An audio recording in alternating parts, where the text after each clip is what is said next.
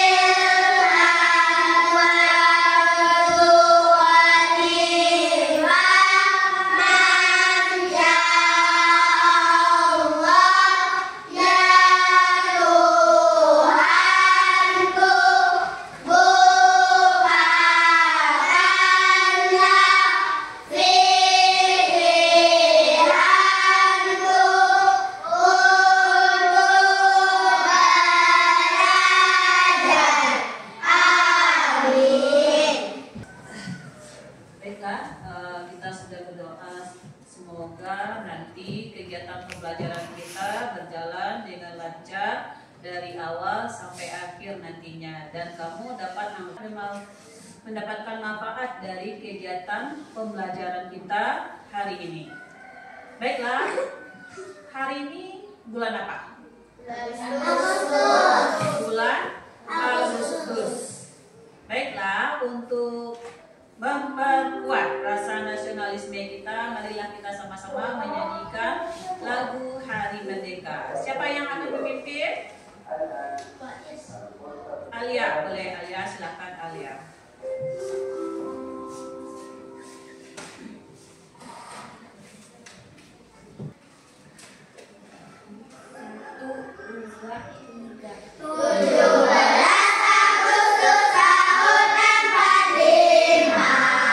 Itulah hari kemerdekaan kita.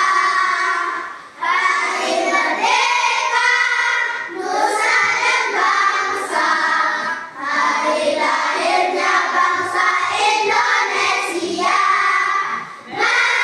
Merdeka, sekali merdeka tetap merdeka. Selama hayat masih dikandung badan, kita tetap setia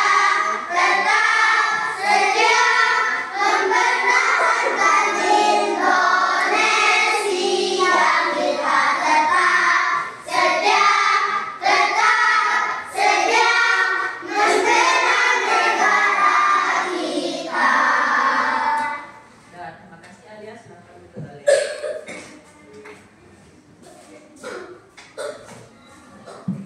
Baiklah, hari ini kita lanjutkan lagi pembelajaran kita tentang apa pelajaran kita hari ini?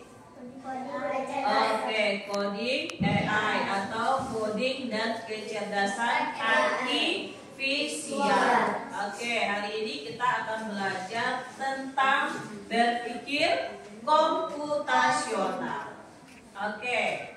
Nah, pembelajaran kita hari ini? Tujuan pembelajaran kita hari ini adalah menjelaskan pengertian berpikir komputasional dengan benar. Yang kedua, menyebutkan contoh-contoh kegiatan sehari-hari yang membutuhkan berpikir komputasional. Yang ketiga, memahami manfaat berpikir komputasional. Yang keempat adalah menjelaskan langkah-langkah berpikir komputasional dalam menyelesaikan masalah.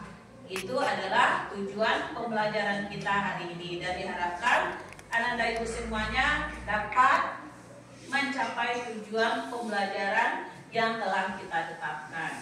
Oke, Ibu tanya dulu, siapa yang tahu apa yang dimaksud dengan berpikir komputasional? Ada yang tahu? Ada? Fajri tahu? Dah. Fajar? Dah. Nabil? Tamil? Belum tahu ya, karena kita belum belajar juga. Tidak apa-apa. Nanti kita akan belajar bersama-sama. Oke. Oke, lihat ini, nampak semuanya? Nampak. Apa itu? Please look at the picture. Silakan lihat gambarnya. Nampak? Gambar apa itu? Bermain. Main apa? Game. Siapa yang suka main game? Oke, 1, 2, 3, 4, 5. Yang lain? Yang 7 aja. Siapa yang suka main game? Oke, banyak yang suka main game ternyata ya. Apa manfaat main game? Ada manfaat main game? Tidak. Ada. Apa manfaatnya? Ada yang tidak, ada yang ada. Kalau main game apa yang kamu dapatkan? Ada yang dapat? Tidak. Di sini ada yang dapat main game? Tidak. Di sana? Tidak. Kira-kira ada nggak manfaat nanti kalau bagi orang-orang tertentu main game? Hah? Ada. Bisa menghasilkan uang. Itu baru main game yang bermanfaat. Sekarang kamu main gamenya bermanfaat atau enggak? Enggak. Berapa lama main game dalam sehari? Berapa lama? Sejam. Kita lihat dulu apa itu pengertian berpikir komputasional. Siapa yang bisa baca? Tolong Ibu bacakan satu. Oke. Bisa, coba baca. Oke. Lihat, silakan. Berpikir komputasional thinking adalah suatu pendekatan untuk memecahkan masalah dengan cara yang sistematis.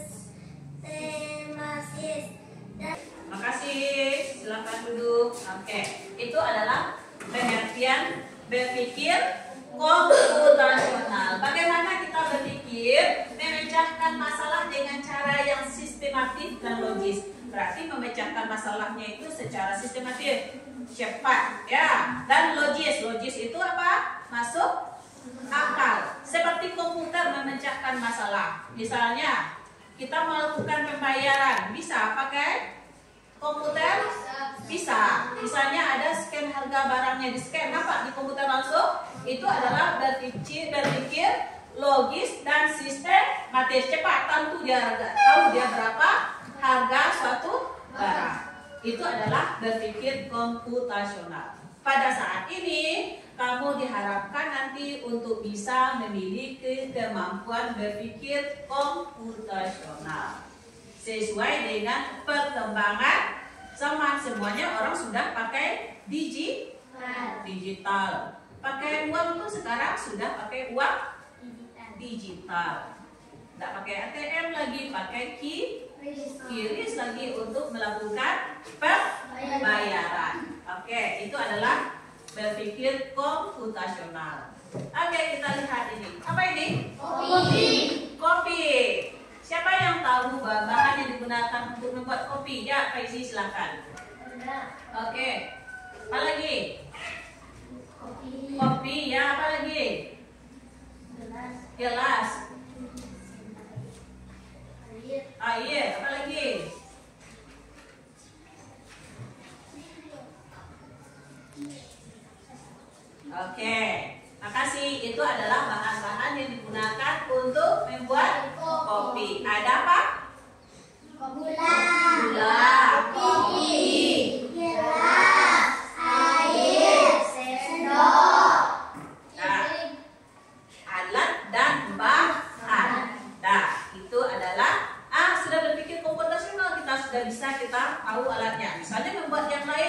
Dilihatkan gambar nasi goreng, bisa buat nasi goreng? Bisa. Dilihatkan gambar pizza, bisa lihat buat pizza?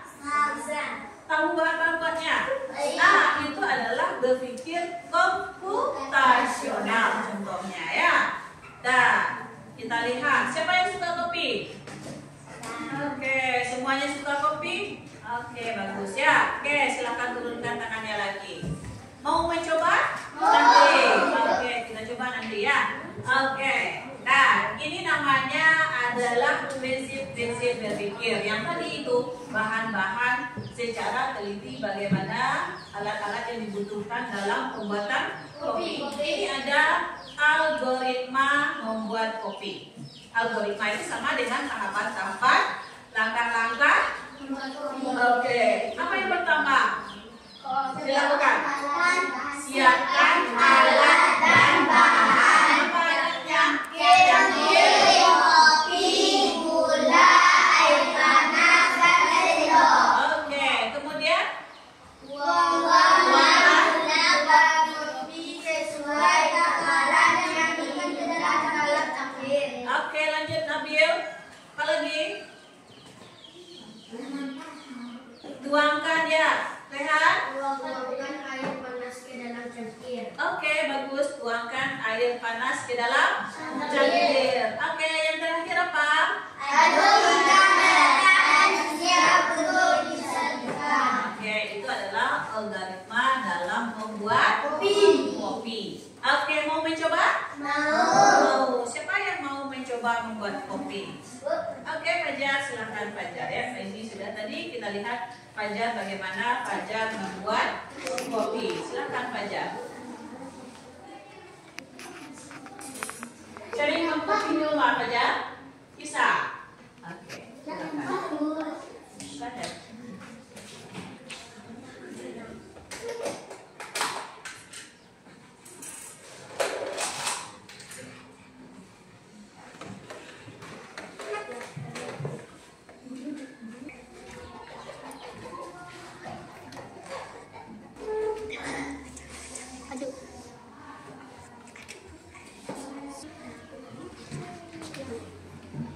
Nah, mau dicoba boleh? Itu adalah tahapan-tahapan contoh 1 ya. Buat teh bisa? Kalau ada tamu yang datang bisa buat teh? Butuhkan untuk membuat kopi seperti yang sudah dicobakan oleh Fajar tadi. Mulai dari gulanya, kopi, air, perlengkapannya seperti gelas atau cangkir atau sendok yang dibutuhkan nanti untuk mengaduk kopinya. Nanti akan kita cobakan lagi langkah-langkah yang lain. Pengenalan pola. Pengenalan pola ini maksudnya adalah kamu bisa mengidentifikasi pola-pola bilangan misalnya. Kita lihat, misalnya seperti ini, 2. Nih. Selanjutnya berapa lagi? 10. Oke, lanjut. 12, lanjut. 14, lanjut. 16, lanjut. Ini adalah pengenalan pola. Ini jadinya polanya gimana? Dari sini ke sini. Oke, tambah 2 tambah 2. Oke, prinsip yang kedua. Yang ketiga adalah abstraksi. Melakukan. Ini fokus pada informasi-informasi penting saja. Misalnya kita mau belajar tentang berpikir komputasional. Yang kita pelajari banyak di dalamnya. Yang harus kita tahu adalah poin-poin pentingnya. Misalnya pengertiannya apa, kemudian prinsip-prinsipnya apa. Kita misalnya belajar IFAS tentang sistem pernapasan. Satu buku itu kita hafal? Satu buku tentang sistem pernapasan? Tidak, tapi kita hafal poin-poin pentingnya. Algoritma tadi apa? Langkah, contohnya langkah-langkah membuat kopi yang telah dicobakan. Mulai dari tahap pertama apa? Gula, Menyiapkan bahan-bahan seperti gula, kopi, dan yang lain-lain ya. Kemudian sampai ke tahap terakhir. Oke, bagus. Kita lanjutkan. Itu prinsip-prinsip berpikir komputasional. Oke, kita lihat video yang ini ya. Menjadi beberapa masalah kecil. Kemudian kita cari solusi masalah yang kecil-kecil tadi. sehingga tidak masalah tukar tersebut tadi. Yang kedua, pengenalan pola. Sudah itu kemampuan untuk melihat persamaan dan perbedaan pola. Jika pola permasalahannya sama, maka bisa mendapatkan solusi yang sama. Contoh sederhana berikut, kita harus mengenali polanya. Ternyata terlihat pola deret angka yaitu sebuah bilangan. Kita bisa fokus ke bagian yang penting saja. Sederhana melakukan dekomposisi. Apabila ada bangun datar A, B, C, D, E, F dan ditanyakan berapa luas A, C, E, F, lalu A, C, E, F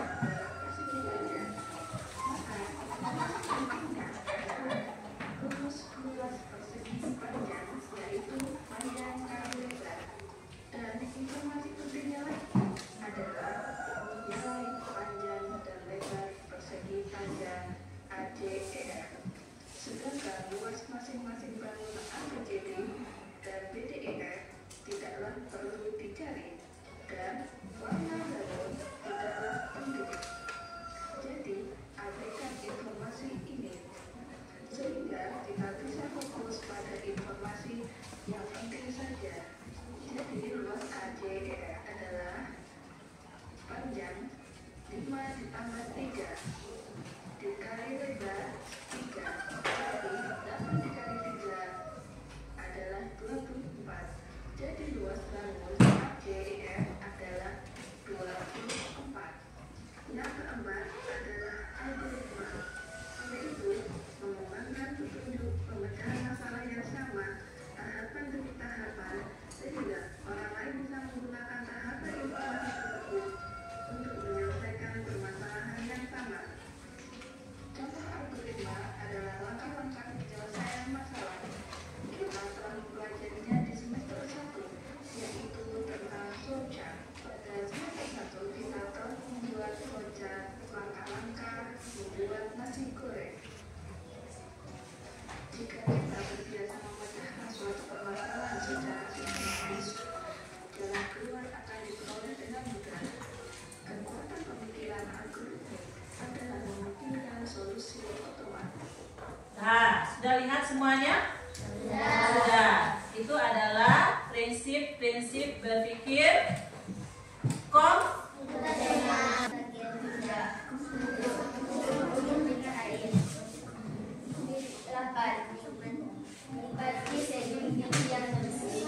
Assalamualaikum warahmatullahi wabarakatuh. Waalaikumsalam warahmatullahi wabarakatuh. Nah, silakan kasih tepuk tangan dulu untuk komputasional. Contohnya apa? Belajar online ya Rani, bagus. Tepuk sukses dulu. Oke, semuanya. Tepuk sukses. Mulutku ada doa, di hatiku ada cinta, di tanganku ada karya. Sukses. Oke.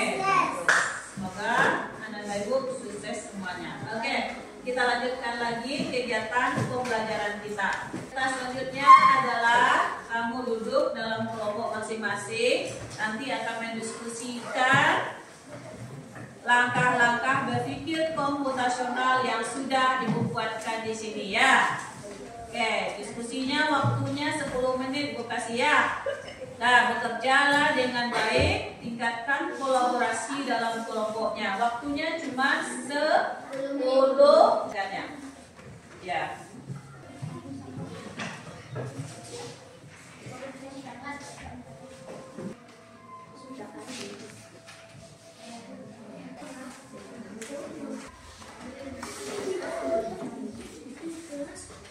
Dapat. Waktunya 2 menit lagi. Bisa? Bisa dalam 2 menit lagi? Nah, Bu tambah waktunya menjadi tampil di depan kelas. Oke, semuanya. Oke, boleh.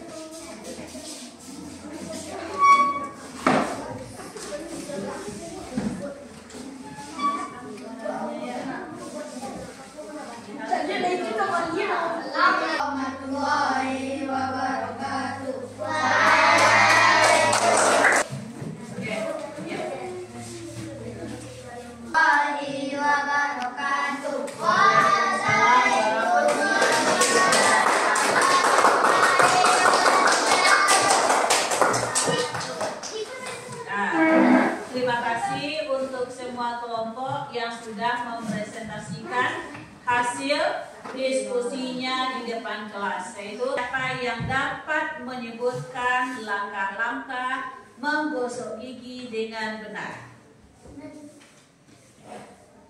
Oke, siapa yang bisa?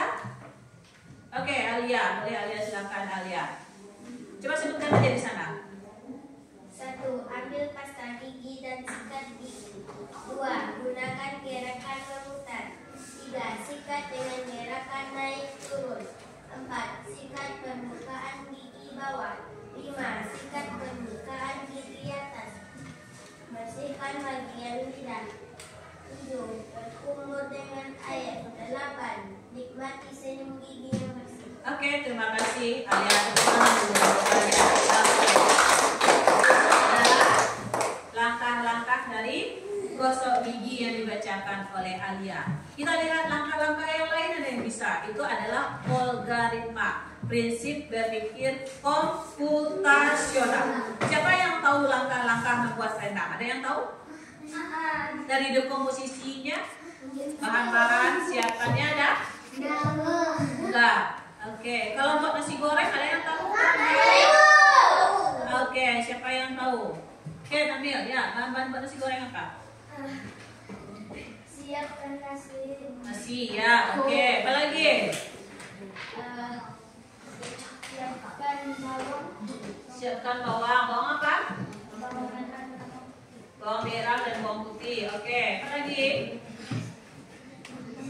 Siapkan bawang bombay. Oke, apa lagi? Serehkan telur dan Telur, ya, oke. Ada lagi? dan siapkan kecap. Siapkan kecap, ya. Apa lagi? Ada lagi? Minyak untuk menggoreng, ya. Apa lagi? Sapi. Hah? Raiko, ya, boleh. Raiko sapi. Oke, boleh.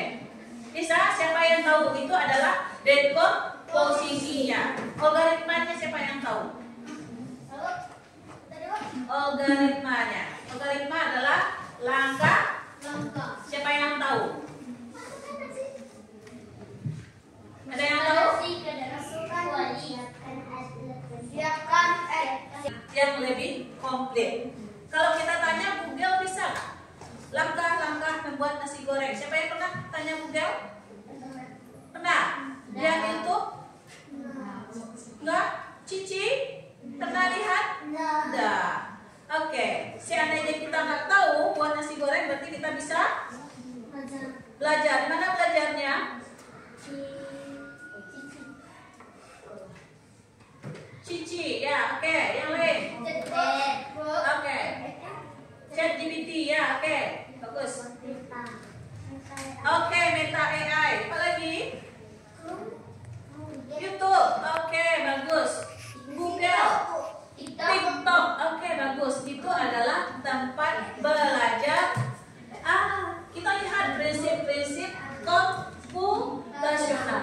Berpikir komputasional, berpikir secara logis dan sistematis. Prinsip berpikirnya apa? 1. Kita ulangi prinsip berpikirnya. Dekomposisi. Oke, pengirim pola. Abstraksi, ya, bagus. Algoritma, bagus. Tepuk tangan dulu. Ya.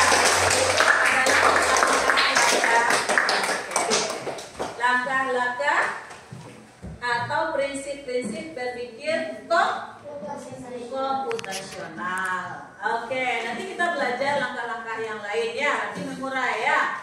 Nah, manfaatnya sudah tahu? Manfaat berpikir komputasional dalam kehidupan sehari-hari. Apa contohnya tadi? Oke, menyelesaikan masalah. Belajar online, ya. Apa lagi?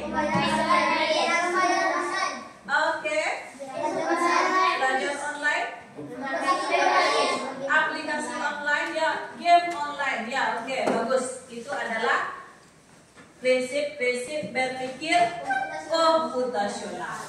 Oke, nanti kita juga harus berpikir komputasional. Di samping itu kita juga harus menggunakan etika berpikir komputasional supaya jangan disalahgunakan nanti ya. Nah, ibu tanya dulu, kita sudah belajar dari awal sampai akhir tentang kemampuan berpikir komputasional. Ada yang mau ditanyakan? Ada?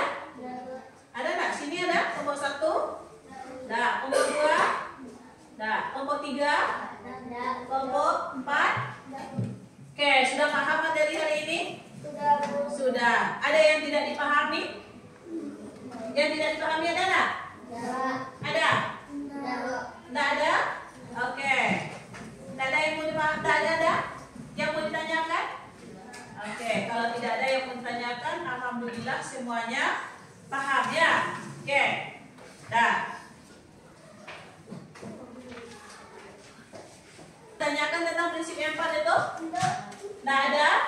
Oke, itu adalah pembelajaran kita hari ini. Untuk minggu depan nanti kita akan belajar nanti mesin cerdas dan mesin non cerdas.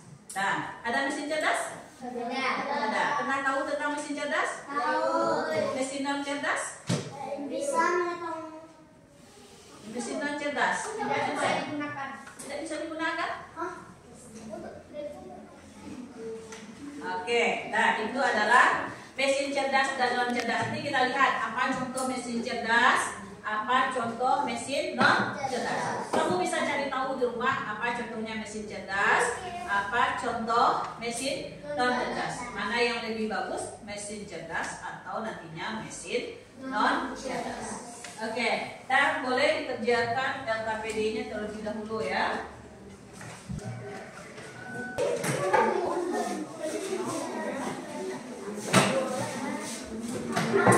Oke, untuk menutup pembelajaran kita hari ini, silakan pimpin doanya Fajri. Ya, Fajri. Di tempat duduk siapa mulai?